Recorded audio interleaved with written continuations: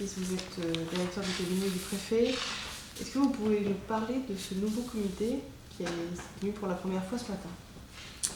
Oui, c'est donc le comité d'examen des accidents mortels qui a été mis en place ce matin, comme vous le soulignez. C'est un lieu d'échange innovant dans le Maine-et-Loire.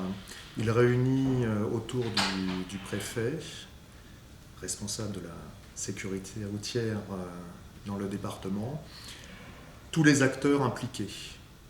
Bien entendu les forces de l'ordre, police, gendarmerie, mais également les élus, les maires qui ont été concernés par un accident qui s'est déroulé sur le territoire de leur commune, le conseil général qui gère l'infrastructure routière départementale, le vice-président, M. I, était présent, le directeur adjoint des routes, mais également les représentants, les associations d'usagers de la route, les victimes de la route. Et justement, comment les associations de victimes de la route réagissent et participent à ce comité? Bien écoutez, c'est une première. C'était la réunion d'installation, mais elles paraissent fortement intéressantes. Tout état de cause, elles étaient vraiment présentes et actives.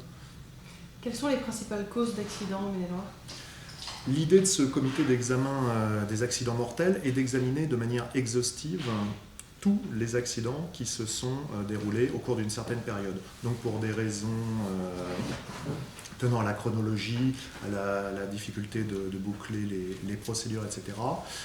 On a donné comme date de départ le mois d'avril 2010. Là, donc au cours de ce comité d'examen, nous avons examiné les accidents mortels des mois d'avril, mai et juin 2010. Il y en a eu 15. Donc nous les avons examinés un par un. Le service compétent, donc gendarmerie, pour 14 de ces 15 accidents.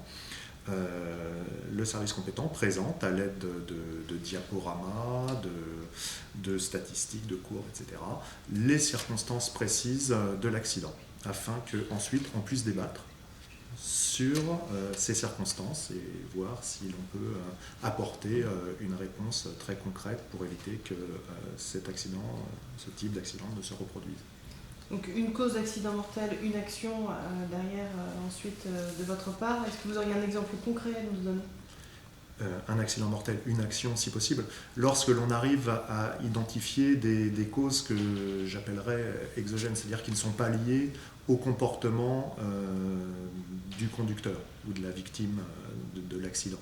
Malheureusement, sur les 15 accidents examinés ce matin, on a pu constater que l'alcool et les stupéfiants étaient présents dans 5 d'entre eux, le non-port de la ceinture de sécurité dans 3 d'entre eux, ce qui est bien sûr une circonstance aggravante qui aboutit là malheureusement à la mort de la personne, et également des phénomènes d'hypovigilance, on va appeler hypovigilance ou plus simplement assoupissement, puisque sur 15 accidents qui se sont déroulés au cours de la période avril à juin 2010, 4 accidents se sont déroulés sur autoroute avec, pour 3 d'entre eux, un phénomène d'hypovigilance, assoupissement, qui a abouti à cet accident. Quand aura lieu la prochaine réunion du comité? Ces réunions sont prévues avec un rythme trimestriel. Parfait, merci.